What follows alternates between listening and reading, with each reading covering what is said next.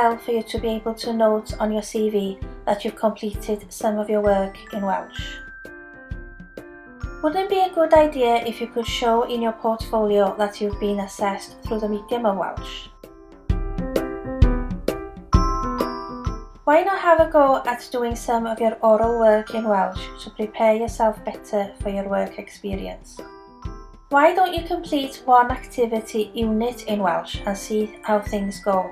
How about if you considered completing one unit in Welsh first and then perhaps do more afterwards?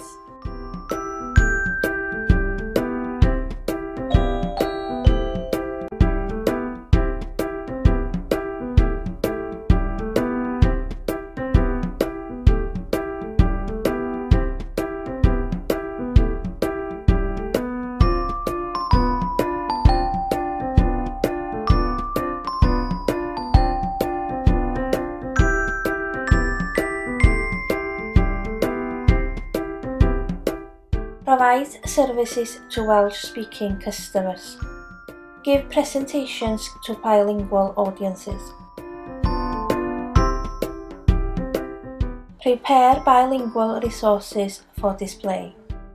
Design a bilingual website.